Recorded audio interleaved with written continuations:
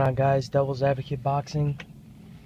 This is part 2 of my boxing series, Basic Boxing for Dummies. No, I'm not calling you guys dummies. But I realize that some of the people listening to these videos might just be getting into boxing right now. They might be making the transition from a casual fan to a hardcore boxing fan. And there was a point in time when I was going through the same transition phase, and I really wish that I had someone to explain to me some of the things that I'm about to explain to you guys. Once again, I am not an expert. I am not claiming to be an expert, but I feel like the things that I know are pretty true. So, without further ado, this video is entitled Styles 101, and I'm gonna get into the three main styles of boxing. None of this is set in stone, and some people recognize more than 3 styles. There are hybrid styles, there are sub-styles. Some people recognize 4 styles, but I only recognize 3, and I'll get into that a little bit later. The first style that I want to talk about is the infighter, or the pressure fighter, also known as the swarmer. Okay? Physically, what is required of you if you want to be a good swarmer, you must have a good chin, because you are gonna get hit, and you must have great stamina. The swarmer's career is usually a little bit shorter than, say, the boxers. Reason being is, as you get older, you start to slow down, and one of the things that makes you a good swarmer is a relentless pace. The thing that makes you a swarmer is you basically want to fluster your opponent. You don't want to give them time to think. You don't want to give them time to breathe. You want to get on the inside and unleash combinations of hooks, uppercuts, and body shots. Okay? There are different types of swarmers. A good swarmer will actually get hit a lot less than the swarmers or the pressure fighters that you see today. For example, Antonio Margarito, who is definitely a pressure fighter, rather than bobbing and weaving, he just walks his way inside and keeps his guard up. Okay? Which is, if you have a great chin, which, like I said, most swarmers need to have a great chin, that may work for you. But in my opinion, the best swarmers, the all-time great swarmers, they had fantastic head movement. They were very good at parrying jabs. Okay? And like I said, some of the pressure fighters of today, they don't even bother moving their head. And the fighter that I am going to use as my example to give you guys a visual idea of what a swarmer looks like is Smokin' Joe Frazier. Okay?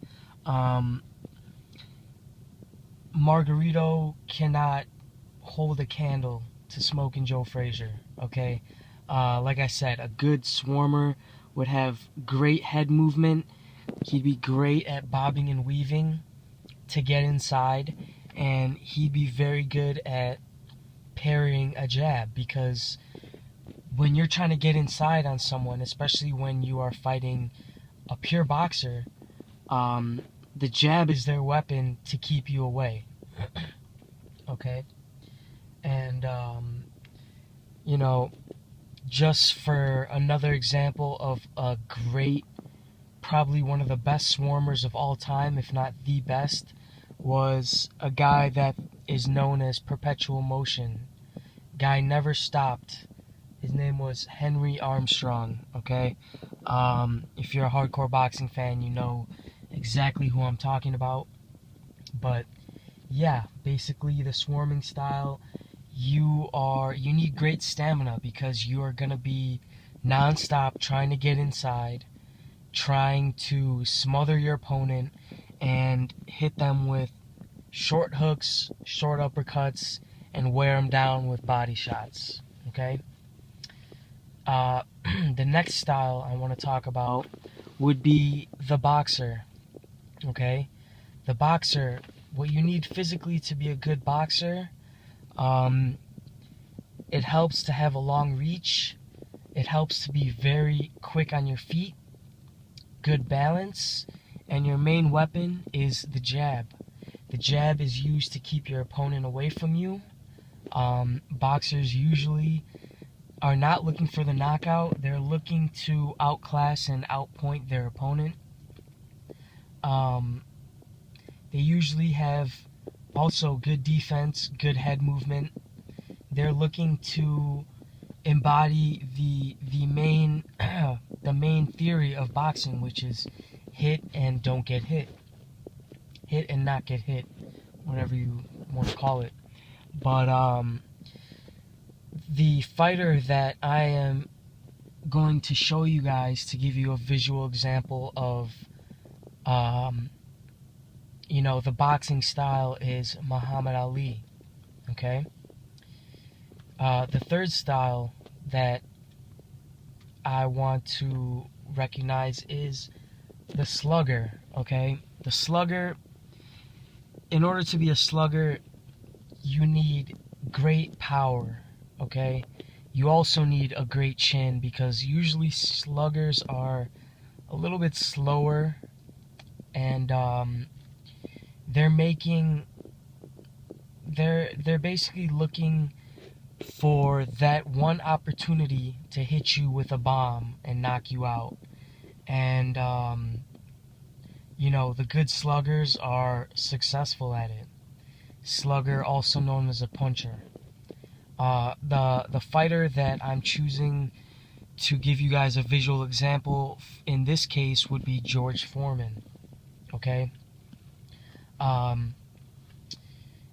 The three names that I mentioned, George Foreman, Joe Frazier, and Muhammad Ali, the reason that I chose these three names is because they all fought each other, and in my opinion, in their era, not only did they embody these three styles perfectly to a T, but this is the most iconic example of how styles make fights. Because of these three guys, these styles can almost be compared to paper, scissors, rock. For example, let's say that Joe Frazier is the Rock, okay, the Swarmer. The Rock breaks scissors. Ali, in this case, would be the scissors. We all know that Ali, one of the best fighters of all time, he had a terrible time with Joe Frazier, and just because of the style, you can see that the style matchup just gave Ali hell, gave him problems, okay? And the third fighter, of course, would be George Foreman. George Foreman is the paper in this situation, okay? Paper covers the rock. We all know what George Foreman did to Joe Frazier. If you don't know, you need to go look at these three fighters and their fights against each other. The scissors cuts the paper. Ali, at advanced age, beat George Foreman, who was a monster and was knocking everyone out. I believe he was like in his low 20s at the time, and Ali was definitely past his prime. People thought Ali was going to get killed in the ring. And once again, The Rock breaks the scissors. Joe Frazier gave Ali hell. Now, the fourth style that a lot of people recognize is the counterpuncher. The reason that I don't really recognize the counterpuncher as a main style is because in boxing, everyone is taught to counterpunch, and everyone in every style counterpunches, okay? You know, when you're getting taught how to box, you know, day one shit, someone throws a lazy jab, or they don't bring their jab back fast enough, you throw a right hand over the top, okay? You don't have to, you know, you don't have to be a pure counterpuncher to know that or to pull that off. A counterpuncher is someone who waits for you to make a mistake or waits for you to throw a punch, and in anticipation, they will capitalize on it. You know, like I said, I don't think there's anyone that's a pure counterpuncher. Everyone leads sometimes. And you know, yeah, some people lead just to get you to counter them so they can counter your counter. But, like I said, everyone in every style tends to counterpunch.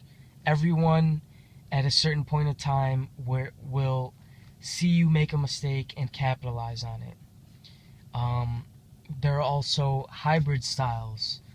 You know, and this is where the lines start to blur, because some people, it's hard to pinpoint their exact style and to put them in a single category of a style. And that's why there's hybrid styles. A hybrid style, an example of a hybrid style would be a boxer puncher. And if you listen to the name, it's pretty much self-explanatory. Boxer and a puncher. They move like a boxer, but they also possess the same devastating power as the puncher or the slugger. You know, they basically move like a boxer. They have that jab, but they also mix in devastating punches when they see fit. A good example of a boxer puncher would be Sugar Ray Robinson. You know, if you're just getting into boxing, you don't know who Sugar Ray Robinson is, but you're up to date on the boxers of today, Keith Thurman is probably my favorite example of a boxer puncher. I know a lot of you guys think that Keith Thurman is solely a slugger, but if you know what you're watching, the kid has obvious boxing skills. He can move back, or he can fight off his back foot when he wants to. He has great footwork, and he has a good jab, but when he sees fit, he will throw those bombs and knock you the fuck out, okay? And, you know, once again, this is not set in stone. There are some fighters that are very hard to categorize as having a single style. Manny Pacquiao is a good example. I consider him somewhat of a boxer puncher, although he doesn't utilize the jab as well as most pure boxers. But, you know, some people consider him a swarmer or an infighter, but I really can't justify someone being called an infighter when they can't really fight on the inside too well. I'm not trying to diss Manny Pacquiao. I like the guy, but he's not. He doesn't do so well up close, okay? And you know, I just wanted to do a quick summary of the main styles of boxing, at least the ones that I recognize. Keep in mind that there are fighters today that can embody more than one style. But yeah, basically those are the three main styles: the boxer, the infighter or swarmer, and the puncher or slugger.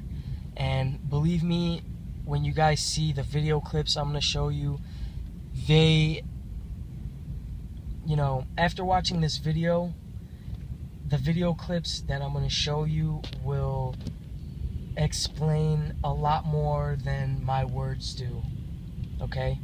Just keep in mind the brief summaries of each style that I just gave you guys, and my next video is going to be giving you guys visual examples of each style. I'm on to the next one.